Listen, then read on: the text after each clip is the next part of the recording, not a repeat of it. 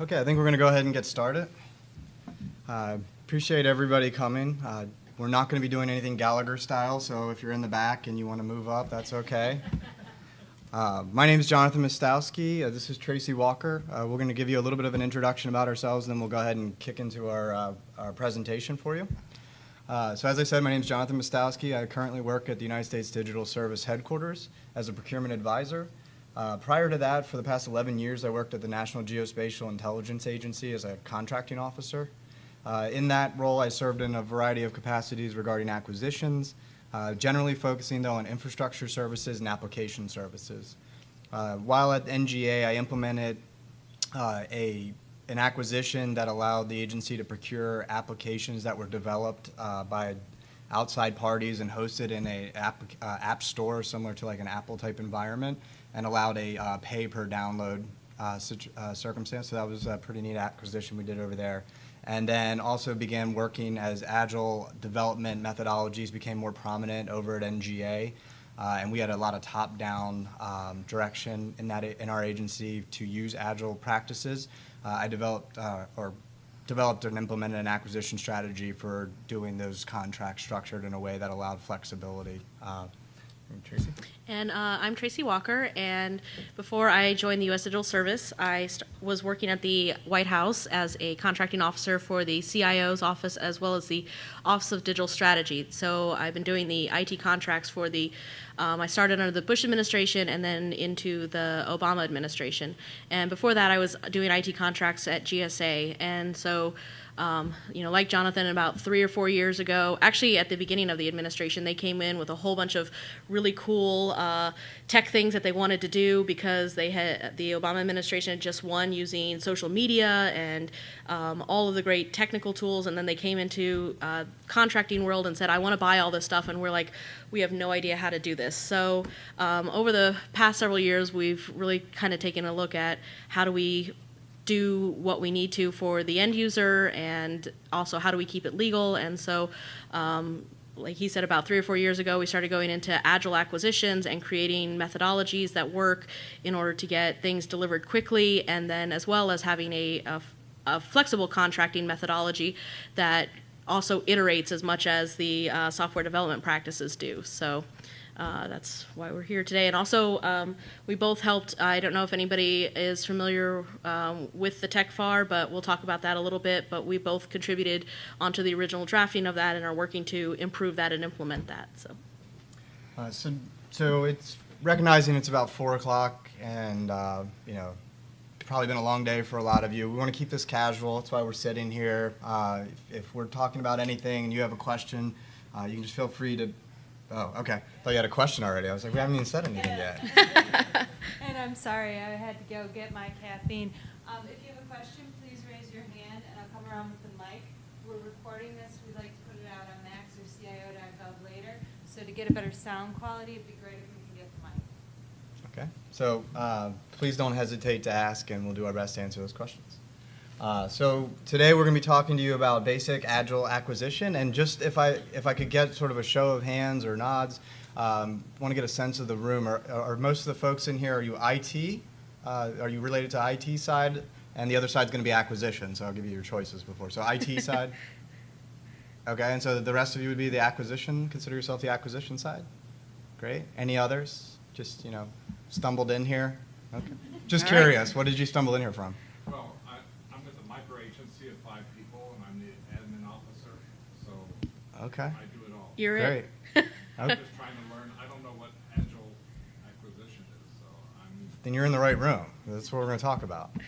Okay, very good. So just to kind of introduce, we're both at the United States Digital Service. Our mission is to transform the way our government works for American citizens and businesses by dramatically improving the way the government builds and buys digital services.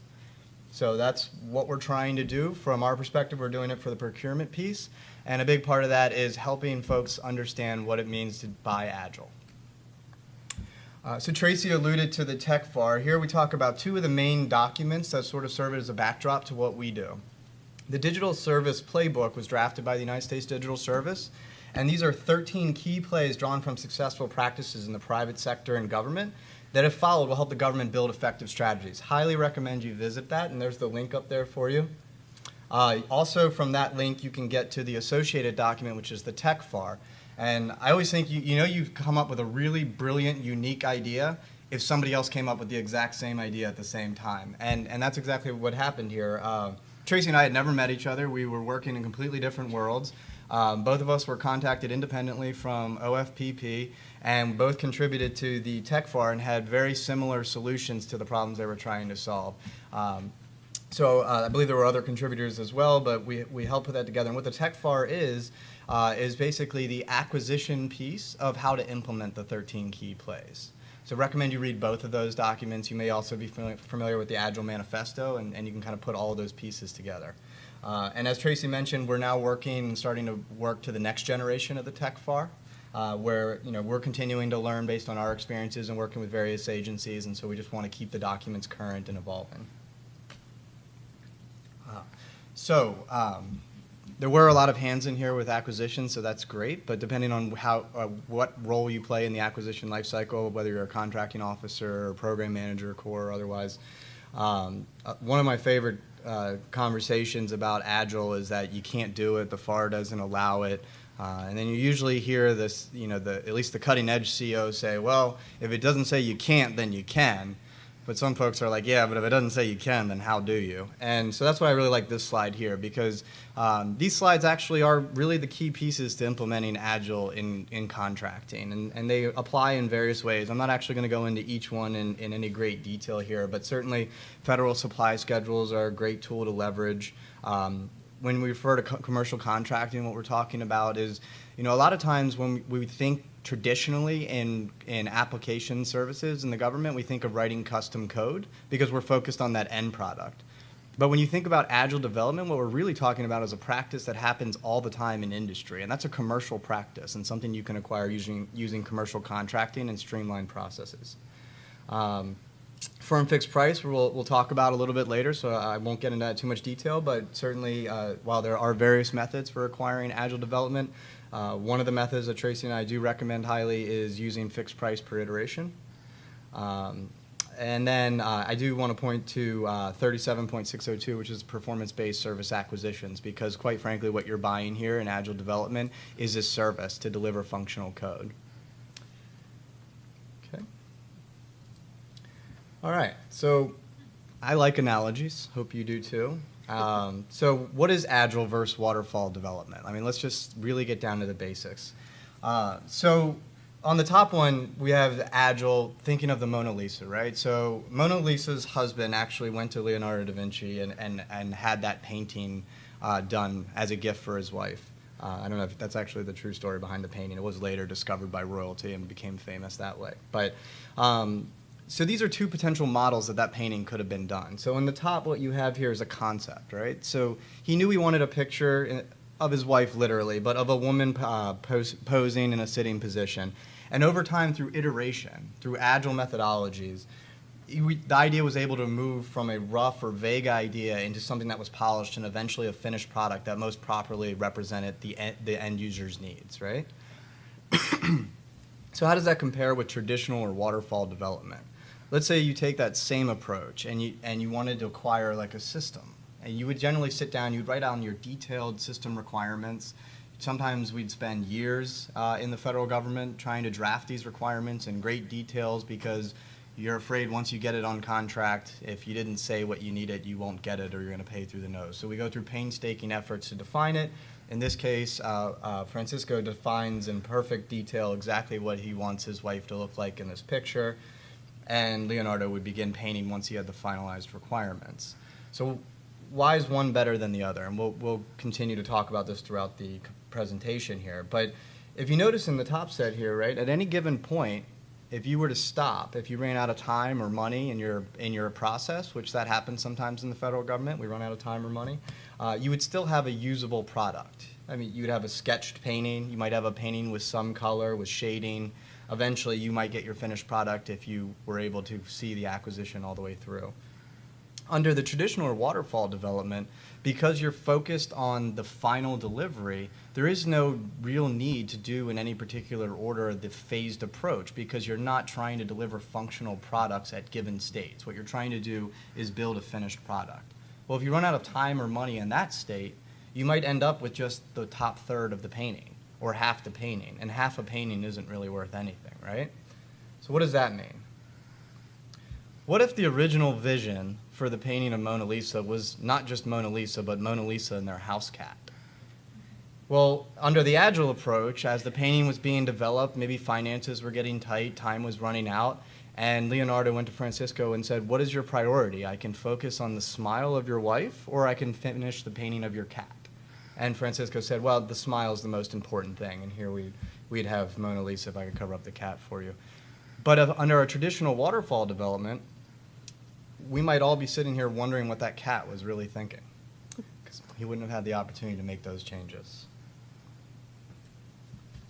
So as Jonathan mentioned, we're trying to change the way that we conceptually approach both software development with the introduction of Agile into the IT world, but then we also have to do that introduction with the contracting world, because the whole purpose of Agile is to have flexible approaches to getting things done. And if you have a flexible approach to getting things done, but you have an inflexible contract, it's pretty much going to fail. So some of the things that we talk about in terms of changing terms and changing mindsets is that under the traditional waterfall contracting, we're very used to familiar with the terms like individual labor categories. You're buying people to come on that have those labor categories that are very specific. And then under Agile contracting, instead of buying people, we're buying teams. We look at the fact that an Agile team should be recommended from about 4 to 10 people. And a lot of this is industry practice. So if you really want to know more about Agile, definitely recommend going online and taking courses. There's plenty of them out there, but also just basic introductions to Agile. There's the Agile Manifesto. It really talks about the idea that the process and the outcomes are more important than the requirements that you need up front or what the actual system needs to look like. So where we talk about labor rates or firm fixed price for a completed system, under Agile acquisition, we actually talk about where we looked at the firm fixed price per iteration. And why is this important is because at the end of the day, we really want to have functional code, and that is what we're buying. We are buying services to deliver that, but when you actually launch software or a product for your agency, you want it to work and you want it to be useful for your end users, whether that's internal end users or the American public. And so having contracts that kind of set up under the traditional, cost type contracts really kind of dissuades the idea that we're getting an end product, which is something that we can hold a warranty on. We can make sure that it's done properly, and we have that as an actual deliverable. A lot of times we look at risk in terms of contracting and where does the risk lie in getting something completed. Well, if we go to the firm fixed price methodology, which is by an iteration, which is a very small amount of time, we're not saying contract for just an iteration, but use your unit of measure as a firm fixed price per iteration, which is basically a 2 to 3 week, it could be even up to 5 week time period. And that will allow you to really focus on having a repeated process for the delivery of product code. And which is the next line. Instead of having one final end solution or application, you have that repeated process for functional product. One of the main tenets that we do in Agile acquisitions is that we separate the functional requirements from contractual requirements. So while the contract sets up and says that we are hiring a company to come in and do software development, and they're going to have a repeated process which is going to end in functional code, we don't have to say what that functional code actually has to look like, what it actually has to do. For example, let's say that you need single sign-on when you originally say that you need a system, and you have, or your CIOs come to you and say, we need to have single sign-on for every application that we have. Well, that's a very large, daunting project, and at the end of the day, you know that you need this, but you don't have to define what it looks like for every single solution. You can go in there and start working that out with them, with the team and under the contract, but at the end of the day, you've still got that the controls in place in the contract that says we're iterating, we're getting product, and in time when you actually start doing this, maybe there's a new technology for single sign-on that you didn't know existed when the contract started. Because we've separated the functional requirements and the contract requirements from the functional requirements, then you can add that new technology in without having to know it at the very beginning of the contract, which is important if you're doing something that's a long-term contract, technology changes so quickly anymore that it's, you could think of something today and by tomorrow it's already outdated. So, some of the other, changing of mindsets is that we look at minimum viable products and release management instead of the full solution or the applications. Really, the concepts behind digital services is getting the products in the hands of the end users quickly, and so they can start really figuring out what it is that they need. Most of the time when you use like Microsoft Word, you're only using about 13% of that entire application and the functionality that you do. So they've gone and done a huge suite of services that you could use, but an end user is typically only going to use a little bit. So what if you took that little bit and expanded on that part that they use and really made that piece the most important part? So that's kind of what the minimum viable product is getting something out in the hands of your end users and then giving them the chance to come back and say, we need to change this, we need to update that. Under the way that we're doing Agile acquisitions, you do not need to do a modification every time that you want to change the path. It's built into the concept of Agile iterations and building on software development and design. Maintenance is another thing that we kind of typically contract for a little differently under the waterfall methodology. We build something. We have a contract that has an application that needs to be done. We hit the end of it. We've hit the end of the contract. It's delivered. Great. Now we go into a maintenance and an operations and steady state kind of thing. Well, one of the big changes in the mentality around software development and design is that it never is going to end. There's always going to be new enhancements, new features. Every time there's a new iPhone release, it's supposed to be bringing new functionality and making things better. So that concept that you're going to go into a steady state in terms of like software development is not really a true statement. So what you're really doing is you're buying continual enhancements, new development, and it all kind of looks the same as if you're fixing a bug that kind of came out of something that you already released. It's just how you prioritize whether or not that gets done into a release. The other thing is new and change features, like I mentioned, those typically result in modifications under the typical waterfall contracts that says that, I didn't think of it when I needed it at the very beginning, so therefore it's going to cost more time, more money, we have to do a modification.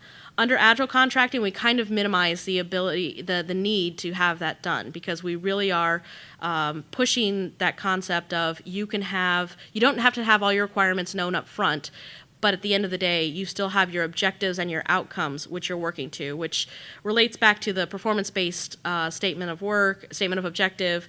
That's really what we're using, especially when you get down to user stories, which is a component of the Agile process. And, typically requirements have been tracked by work breakdown structures, EVM, formal plans.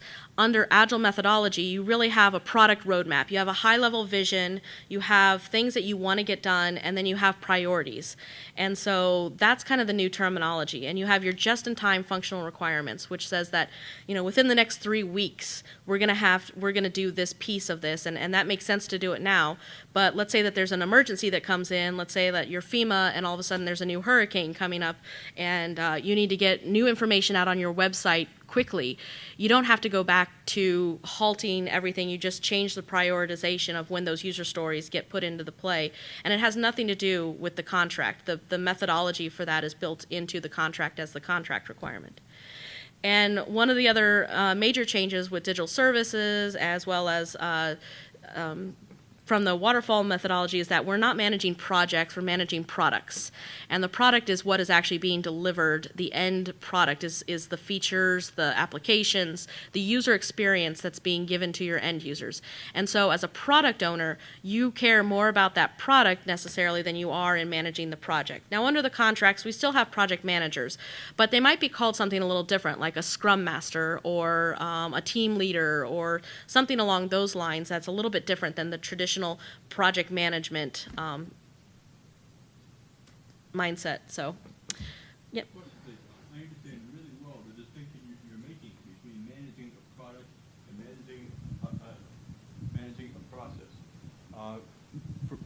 for example, for the Agile Teams, obviously, under the old school, a major clause is the key personnel clause. Because you may have somebody who's really good, a high-level manager who you want to see dedicated to the project on a certain percentage of time.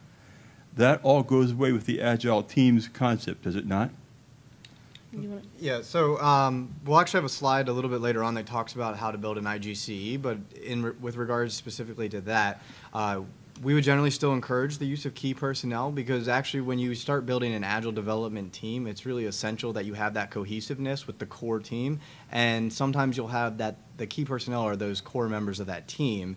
Now, they may not be a program manager, but as Tracy alluded, you might have a scrum master, a lead software engineer, a tester, and those could still be key personnel positions. Okay, be that as it may, and I appreciate that, but another question that comes up is scalability.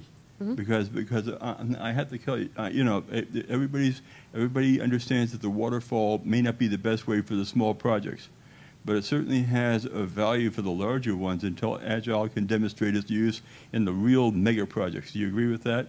Or because what I'm getting at is, I understand getting the usability into the hands of the users and all that, and the 2-week cycle, and that's great. But sometimes that may not be even useful in a large project, which gets me back to the question of scalability for the Agile methodology. Have you had any really major programs done this way? So yes, and also there is a term in industry called Agile Portfolio Management, and that is actually the management of many Agile teams. So where we talk about increasing in terms of personnel, you're not necessarily going to take a Agile team and say that we need something done quicker, or this is going to be a bigger project, so we're going to make sure that our Agile teams have 20 people on them. At that point, you're losing the skill and the communication and the team camaraderie, and that is the good part about Agile is that you are moving quickly, but you can absolutely have multiple teams all running on different aspects of the same project, or they could be doing multiple projects. And so it's really trying to figure out in terms of when you define the term project, how big is it going to be and what is the ultimate end goal, and can it be broken down to smaller pieces that you consider as part of your product roadmap, at which point you're breaking that down and saying, I need 3 Agile teams to be able to produce this and to get through to the end of this. Exactly, and that aspect of concurrent development on major programs has always been a real skill. And to my understanding, it has been very, very well demonstrated using the waterfall concept when it's done right. But if you can tell me, in terms of dollars or even effort or something like that, how would you quantify the Agile portfolio team? How big do they get? Yeah, so a couple things. One, I wouldn't say that waterfall is dead. I mean, there are applications where waterfall might make sense if you're building a very distinct, known, and identifiable end product. Let's say like a library, data library that the data and the construct are very well known and not likely to change. That's something to consider. But I sort of like the analogy of if you're going to eat a whale, start at the tail. So even if it's a very large product, what you're talking about in Agile is taking all of the things that you know you need and breaking them into must-haves, could-haves, and should-haves, so sort of a prioritization. So when you think of waterfall, think of your integrated master schedule where you say we're going to be here by this date and these are the functionalities that will exist. Here's where we're going to do FOC and IOC and SAT and FAT testing. And what Agile's saying is, testing's good. We encourage testing, but instead of waiting 8 months before you test to see if something you did makes really good sense, test as you build. So build small pieces, write code, build interfaces, test it. Build small, fail small. That's the concept behind Agile. So even if you're building large, and at NGA there are large-scale projects that are being done with Agile. So when you ask for a dollar threshold, I would say there's probably not one. I think it's sort of a mindset. And what we're really talking about here is changing the culture about the way we define our problem. So, is the glass half full, half empty, or is the glass twice as big as you need it to be? It all depends what's in the glass, right? So, I would encourage you to focus on that must-haves, could-haves, should-haves, and look at a really big project within your own agency and say, could we have identified our requirements? So even if you have an SRD, or Systems Requirement Document, I come from DoD, so to speak in weird terminology, but if you have a requirements list that was really well documented and used for the building of a system, would you have been able to look at that list and say what's in here is the priority for them to build first? Not necessarily the priority that whether or not we needed, but would it have made sense to build these functionalities first? Because had we could have given users this capability 6 months earlier. Maybe not the full end-to-end capability. So, for example, if you were building a library, you could go either way with this. Let's say maybe you said the search functionality was the most usable functionality to give to the end users first. So you might have had a rudimentary data storage, but a highly developed search capability that could still manage to work through that. And then over time, you build that back-end data storage, or vice versa. Data storage is really important, and search is kind of, they'll still be able to find it even if it's not great. Let's just get a place where they can house their data effectively and efficiently and data tag it. And so if you could break your project up into that, then still Agile would make sense for you. And so, and if I understand you, Amikai, at least the program manager would have the system architecture and understood, at least some outline of a system architecture. And what you are doing is you're trying to deliver incremental functionality that fits into the architecture as the whole system gets built. Yeah, system architecture is a really interesting part of the conversation. I mean, yeah, you absolutely are going to need a roadmap. You're definitely going to need to know what system or what structure the system is going to operate in and what systems it's going to have to interface with. And those are things you would identify on the roadmap. Where the difference is, and to the extent you have that information, by all means, share it and use that for building. But the difference is what Agile says is, if you thought you were going to interface with this system over here, build towards that direction. But at the point at which that changes, adjust. And whereas, you're building and testing, and every 2 weeks you're deciding what the requirements are, and so you're not necessarily building way out here for this capability way up here. You start building for this capability way up here as you approach it. That's what I meant. Thank you. Okay. Thanks a lot. Thank you. And so, as I mentioned earlier, basically we are hiring partners to deliver an end product. We talked about the firm fixed price deliverables, and this is kind of a definition slide for you to take back and to have. And really it's saying that firm fixed price deliverables under this methodology that we are recommending is that they are defined as the completion and acceptance according to the definition of done, which is actually an Agile terminology. It's a best practice to have a definition of done for each of your iterations, which could be a sprint, it could be a cycle, it could be, there's many terminologies that are used under the Agile name, but basically of these iterations are completed and which are based on the contractor's proposed Agile software development methodology.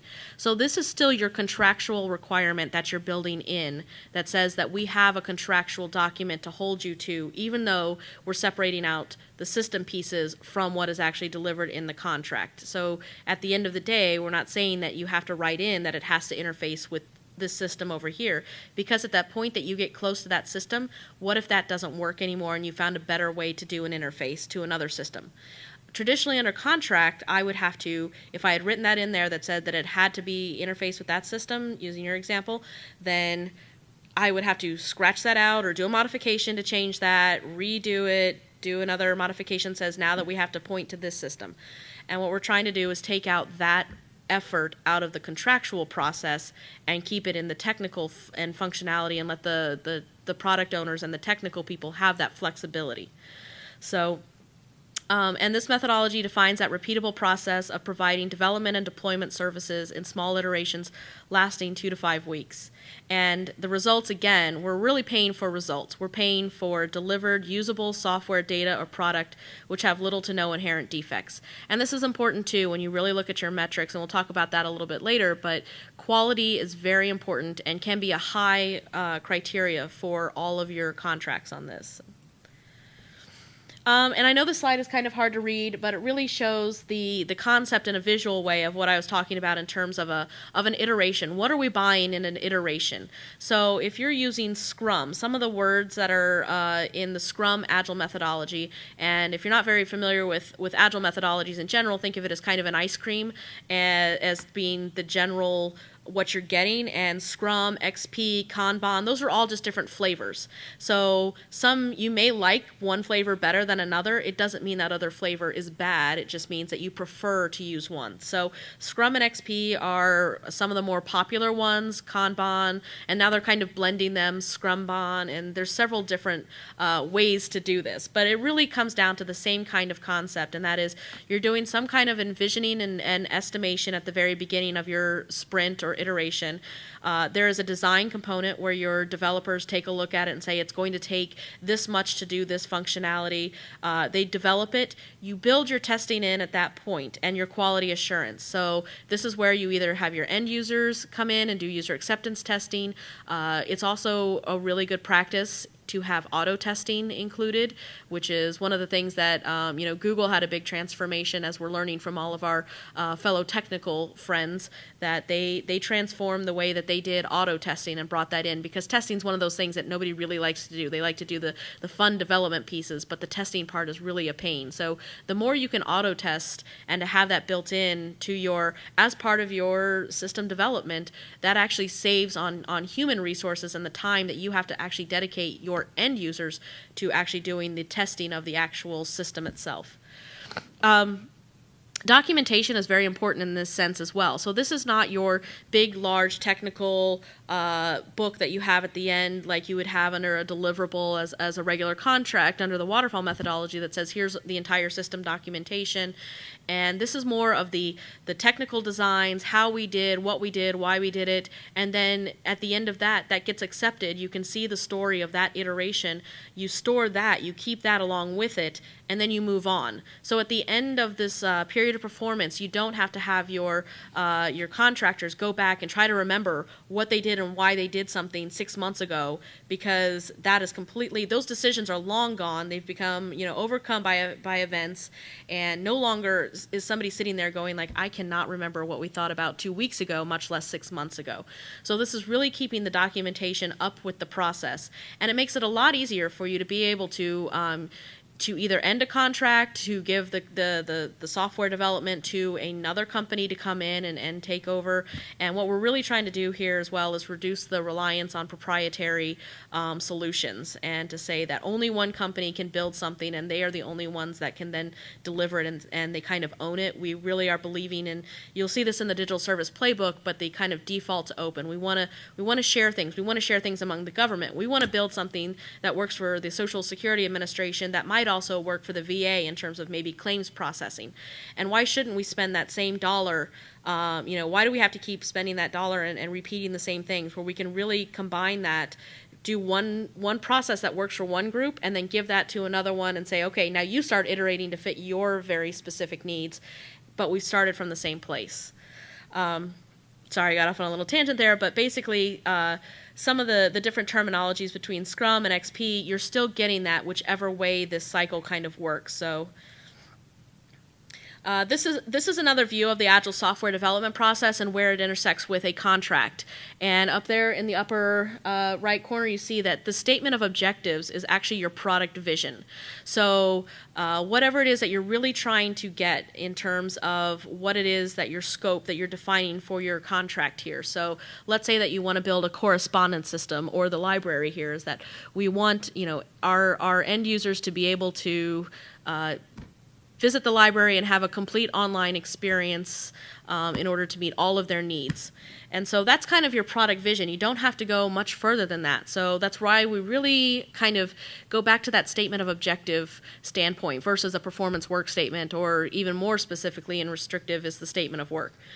You really want to hit your high-level objectives and then understand what those outcomes are going to look and what is success for those outcomes. And then as you define that in your product backlog, which is basically composed of what they call user stories. And even user stories are mini statements of objectives. And it's kind of written in a sense that it's like, I want to check out a book at any time online so that I can do my job 24/7, or I travel overseas, so I have to be able to do that. That's a user story. And so the system, then, the developers will take that user story and figure out how the system can accomplish that. And so this really shows kind of where the deliverable comes from at the end with your product code. And then once that gets done, it repeats. So the government product owner sets the user story priority, which basically is saying this feature is the most important, we want to get it done now, or maybe it's really, this is an easy feature and we can get some quick wins by getting something out very quickly. And so we want to do that. So it's really based on the mission priority, but within the contract it allows for that complete iteration and having the product owner set the priority. And then as you get enough product code, then you can combine the product code that gets released under each iteration, and eventually you'll have the ability to do a software release. And that's kind of still, we don't necessarily advocate putting specific releases within your contract to say, sorry, checking on time.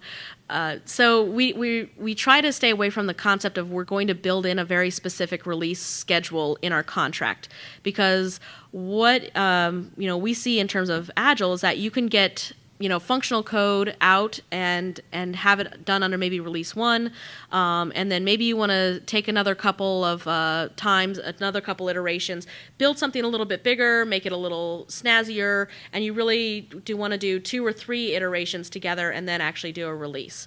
So that's kind of how we build in release management. But it's a joint release planning meeting between you and the contractor, the government and the contractor, to get that done, which is based on the priorities or what can actually be released from the technical standpoint.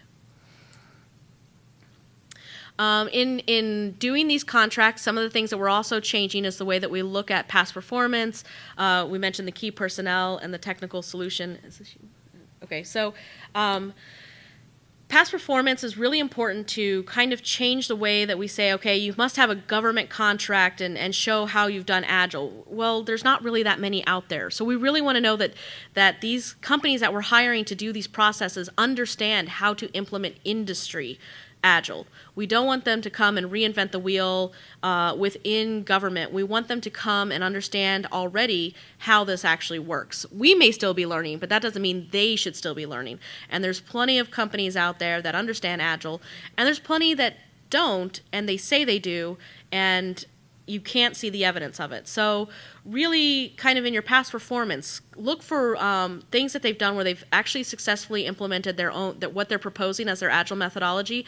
What were those projects? Were the end users happy with those products? So it's a little bit more than just saying they had the relevant past performance, but how well did they do, and how happy is the customer? Because you want to have a good sense of that they actually understand Agile practices. Key personnel, again, same there. You want them to have a demonstrated experience in Agile and knowing not only the product that you're implementing, but how to do it on the Agile basis. And then the technical solution, they're telling you how they're going to manage, execute, and measure their Agile development needs to meet the end user objectives. Okay.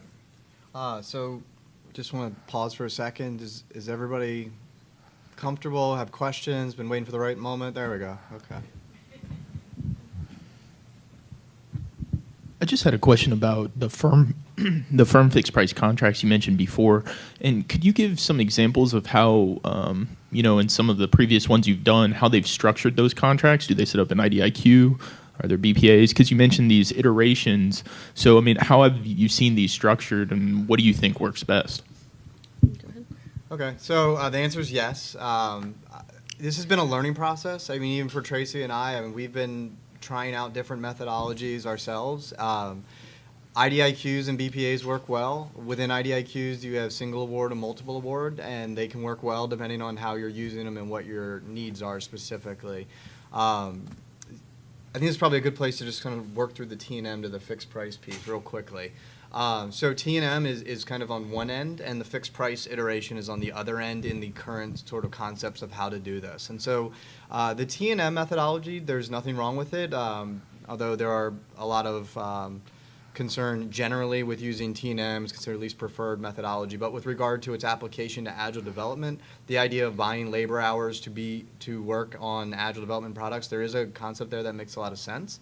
We would generally suggest using that if you have an existing team and you're trying to augment skill sets that you don't have, and you want to reach out to T&M skills or labor hour skills that are specific to what your needs are. On the complete other end of the scale is the fixed price iteration that we tend to lean towards when your agency is trying to implement an agile development program, but you don't have an existing team. And that's not to say you don't have government people that will be in that normal product or program management role, but you don't have the actual skills whatsoever to build the products you're trying to build. In that case, the way it's generally structured, again, you had the single award or the multiple award. Let's just talk single for a second. So single award, the way that would be structured, we always recommend under FAR Part 39.1 acquisition of IT using iterative or modular contracting, meaning smaller pieces. So we always recommend doing smaller contracting periods of performance. So whether it's a BPA, IDIQ, straight standard C contract with base and options, we recommend keeping them around 6 months, but that 6 month isn't a hard and fast. You got to really look at your current circumstances and work with your CO to see what's going to work best. But within that individual period of performance, let's just assume 6 months, then you have your iterations, and that's what's priced. Just for the sake of conversation, again, we'll pick a number and we'll say 2 weeks, and that's typically what the Scrum methodology utilizes. Yeah, that's right. This will tie in perfectly right here. The 2 week iterations, and that's what's fixed price. So the price for 2 weeks of performance is this. So many weeks of performance make up my period of performance, and that gives my overall price. So this slide, which Tracy was correctly pointing me to, is a perfect way to demonstrate that. So this is the IGCE, or the government estimate slide that I had mentioned earlier. So one of the questions we often get is, how do you write a government estimate for this? And it ties back to how would you set up the contract. And here's really how you should think about it. So you have your price per iteration. Now the contractor, so visualize this, okay? On the previous slide, Tracy talked about you had your vision, and so you would write a statement of objectives. Bear in mind that statement of objectives goes away at award and is replaced with typically the contractor's performance work statement that may be tweaked a little bit after award through negotiation, but ultimately what they write will be the actual requirements document, and that's saying how they're going to implement that. Sometimes there's an Agile development management plan that goes along with that. But they're going to say our Agile process, we are going to use a team of 9 people, 7 of which are our core Agile development team, and then there's a half a body. I mean, here you have like 2 developers, you have a business analyst, a solution architect. This is just a sample. It could be, you could have testers in there. You probably would have some sort of testing capability in there. In this particular case, the Scrum Master is estimated at 45 hours. They could very well be full-time, so don't, But anyway, so they would say, this is our team over here. I think that's considered stage left of that slide. Or no, stage right. So that'd be the blue box over there would be their build, and they'd say, this is our team, and this is the approach they're going to use, so this is why they need so many hours, and so that cost is $41,500 in this particular case. Okay, so that's one iteration. And then however many iterations make up the period of performance, in this case 26 iterations equals your overall price, I'm pointing to a screen you can't see, is $1.79 million, right? So now when you go back to the IDIQ or the BPA, that price per iteration goes into the contract, so it's contractually binding. And this is really key to the whole thing. When we say you don't have to manage the functional requirements anymore, because that price per iteration has a capacity, okay? Meaning they believe they can solve so many user stories in that given period, okay? Their velocity is the measurement of that, but that is what that price was based off of. So whether your user story is to put a man on the moon or get a man into a cockpit of a spaceship, okay, they can only do so much of that effort in 2 weeks. And so they decompose it down into the amount of story points. So getting someone to the moon might be 1 billion story points, and they can do 10 in 2 weeks. So of that getting that man to the moon, of the must-haves of getting somebody to the moon, what is the first priority? Well, it's really important that we build the seat, because if they're not sitting, they're just not going to be willing to, astronauts won't sign up. They really like to sit. So I don't know if that's true. But anyway, they would decompose that, and that's the piece they would function on or focus on. Let's say the functional requirements change, and they don't really need to get to the moon anymore. They just need to get into orbit. Well, that's okay, because everything you built up to that point is still getting an astronaut into a spaceship, onto the platform, off of Earth. Okay, and if we're no longer trying to get to the moon because we don't have enough time or money to get to the moon, we're still getting into outer space. and the fixed price you paid every 2 weeks stays the same. You write that into the contract. If you have an IDIQ or a BPA situation, you would order more iterations. So under the standard C contract, you would probably have a base period, which would have X number of iterations, and each option period would be pre-specified. That I used to use. I've actually fallen out of favor myself with that because the IDIQ and BPA gives you a lot more flexibility to say, in my next period of performance, I only want to buy 10. I only need 10 iterations. Price stays the same, but the overall price for that order goes down because I don't need all of that. That was a mouthful. Did you have anything you wanted to add to that? Or okay. I think with the IGC side here too is that you can also see that let's say that you have a budget amount that you want to spend or that you have the availability to spend, you can also back into that number to see how much capacity you have based on the team size as well. So if you have $2 million and you know that each iteration is $41,000, you can figure out how many iterations you're going to get, and by virtue of that, how much capacity you're actually going to be able to do. So you know how many user stories you're going to have, and therefore you can plan out based on what you want done in the next year, the next 6 months, how much of the system or how much of the features do you want to actually start releasing, and then that's the priority, again, the must-have, the should-have, the nice-to-haves. Was there another? I thought I had seen it. Yep. Okay. Do you have any recommendations on how to, of a way to have a better integration with our ATO or authority to operate process? That is a very expensive process. At what point you think we have a better cost control in the area if we do adopt Agile methodology? So in my agency, when we did this, one of the key things that we did as part of the agency adopting Agile is that we brought everybody to the table: legal, security, everybody, records management, 508 compliance. We brought everybody up to the front of the room basically and said, let's have a conversation about what you need to be in the process in order for you to accept it when it comes out of the process. So you try to bake in the requirements for the security requirements. Maybe it's a checklist that everything has to meet this, or the 508 compliance is pretty available and out there. You have to have 508 compliance. So you bake it into the process, and that everything that gets designed and developed is according to that already agreed upon process. So then at the end of when you're getting ready to release something, that ATO should really just kind of say, did you meet all the check marks? Did we check this? And also having security and having those people involved in your user acceptance testing as well on the iterative basis. I think that is one of the key things that is going to slow down your Agile process, is that you can have a great company come in, but then when the government gets in its own way with the delays that it creates because of, well, everything we do is going to have a security process review of 3 months.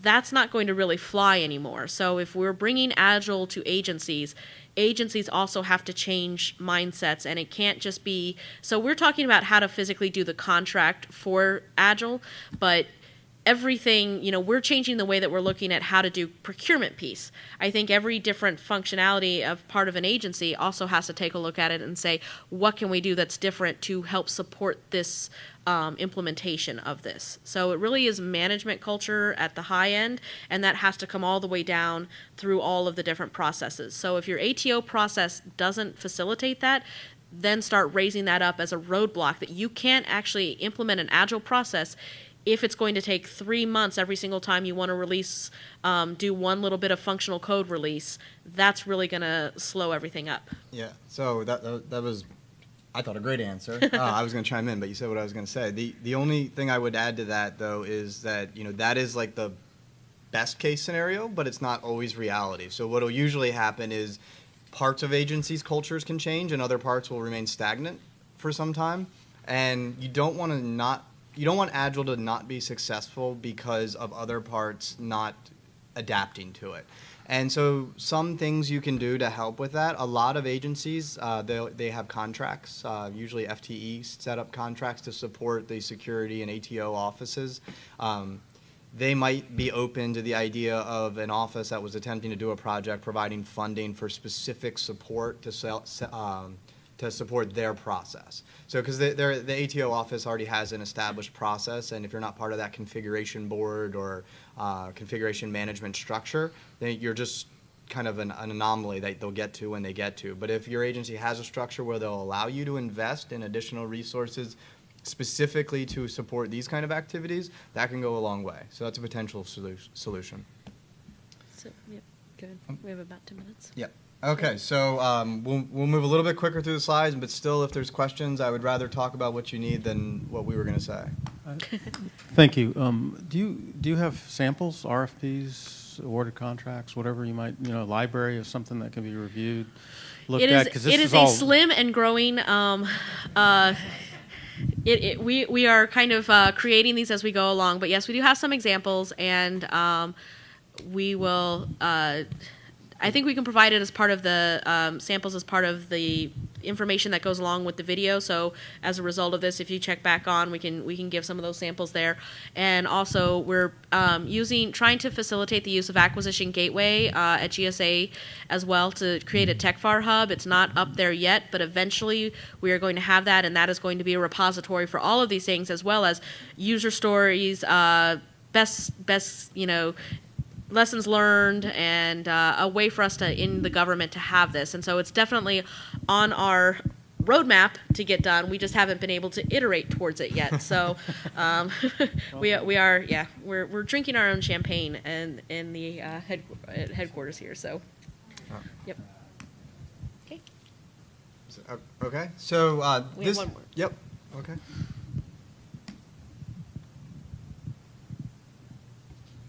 How accepting or resistive has industry been to using firm fixed price contracts on these types? Yeah, it's been a mixed bag. I mean, just like agencies have been receptive and not receptive at first glance. I find, and this isn't a dig at any particular part of industry, I find smaller businesses to actually be more open to the idea, mostly because they don't have long established structures that they have to modify to accommodate a different contracting approach.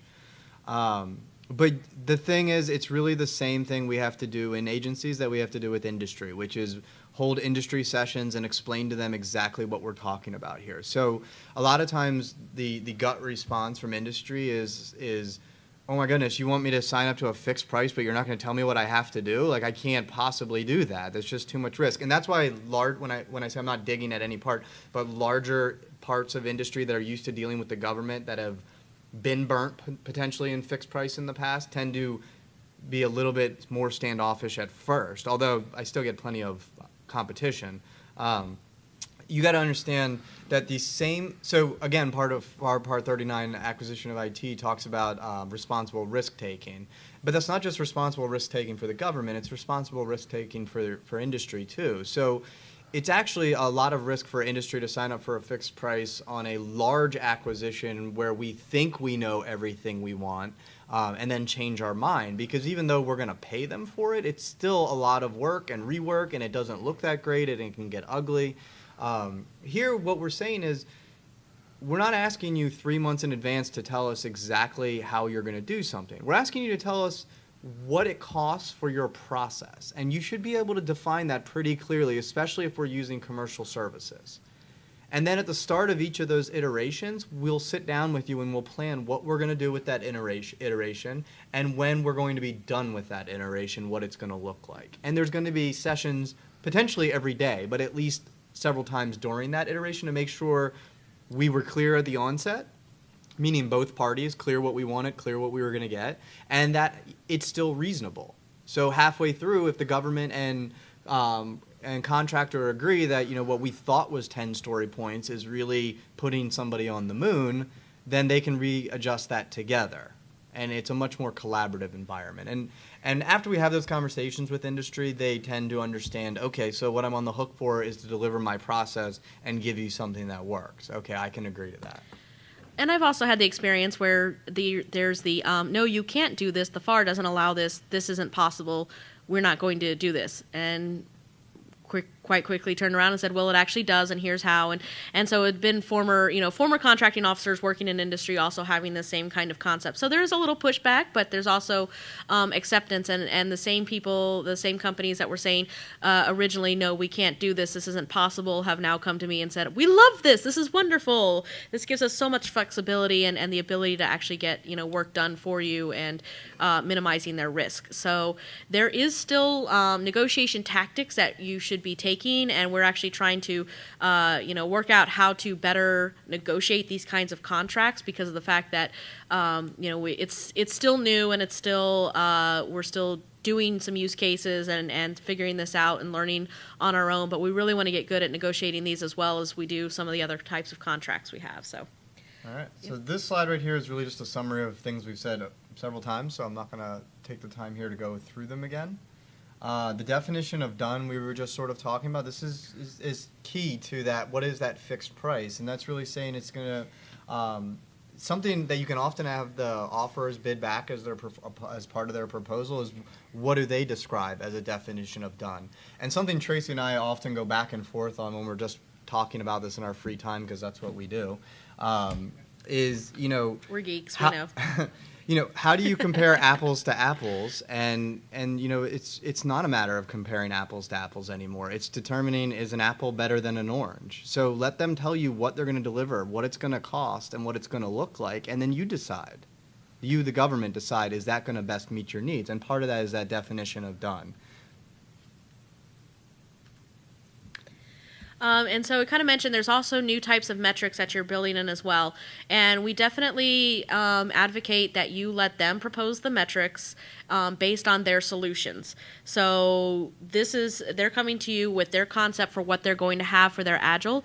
But some of the things we're looking at, new terminology here as well, which is burn rate. So that's the trend of the remaining effort. How much is left versus how much was planned.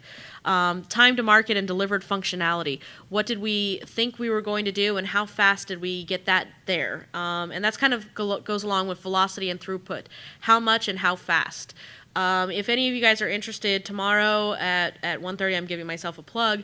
I'm doing a case study for whitehouse.gov, which is the first Agile acquisition I did. So it's actually going to talk through the story of how we started and where we are now. And I'll show some real life numbers about what the actual metrics look like. We used Kanban, which was a cycle. So we really track velocity. How fast were we able to do things 3 years ago versus how we are doing them today? And so post-production and defects and bug rates. This is as important as velocity and throughput. So this is not the bugs that come up during testing. It's been released, it's out there, it's working, and now we have a bug. And that bug was as a result of the process that they implemented and something didn't get done correctly. Those need to be reduced as the velocity and throughput increase. But there's a certain amount and point at which you can't increase your velocity anymore, or you can't make the team go faster without the bug rates going faster, because the faster you push a team, the sloppier they're going to get, and so therefore your bug rates are going to start increasing. So figuring out team optimization is really looking at both your velocity and throughput and your bug rates, and your defects, to say how good is the solution we're getting, because it doesn't matter if we got it done fast if it sucks when we put it into production, or 2 months down the line, then what good was it? So we really kind of try to measure quality by that. And this is just kind of a high-level lessons learned that I've put together, and that says that Agile procurements and Agile pulling in an Agile process usually takes at least 3 to 6 months of baselining to get the true working velocity from the team. Day one, everybody's got to figure each other out, and so you need to keep making sure that those metrics are being followed and they're progressing, but you have to understand that the team is really going to get together and communicate and solve problems, and once they do that, their velocity and their team working ability is going to increase. And so just understanding that day one, unless you've already had experience with the same company, they're probably not going to be able to walk in and just hit the perfect metrics on day one. But this is where, performance-based acquisition, and you kind of have those ranges of what is a good metric. You want to follow those. So, and then government must have a good understanding, and government is very much more involved day-to-day in the process. So it's important that as a CO, a core, your CIO group, your product owner, everybody's involved much more on hand. And the reason is because it actually, as you start to fail fast, you can make changes quickly as well from the contract, and you don't want to wait till things get to the end. And then as a contracting officer, you should request consideration for missed deliverables. So if at the end of a 2-week period you did not get your functional code, and it's the same as any firm fixed price of getting a chair. You didn't get your chair on time. What am I going to get now for that? Maybe it's more user stories, maybe it's additional bodies to help you get that back on track. But this is a good way to keep these things in check.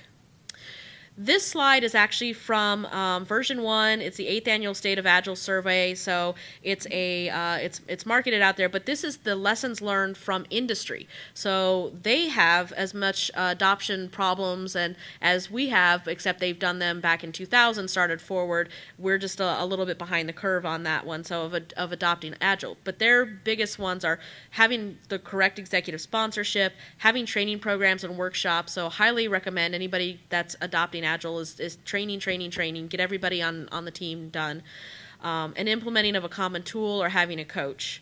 So, and then kind of talking about final training, this is something that we're doing at the U.S. Digital Service. We've released this challenge. It's on challenges.gov right now. It actually closes, the submission period closes on the 23rd. And what we're doing is we're trying to figure out a way to train up contracting officers for digital services. And that's not only Agile, but it's also how do you buy the technologies, how do you buy cloud, how do you do DevOps and design, and really getting contracting officers trained up in this. So this program that's out there, this challenge is to get companies and individuals here. You're eligible to enter in on and put a technical concept paper together if you want on how would it be best to train contracting officers in the world of digital service. And then eventually what this will do is it'll have a training and development program which will allow for contracting specialists and contracting officers to have that digital service training and be able to work as part of a digital service team or on digital service contracts. And we want it to get implemented by FAI, DAU, any of the training organizations out there. So we're out of time, but thank you very much, and we'll be available afterwards if you guys have any questions. So thank you.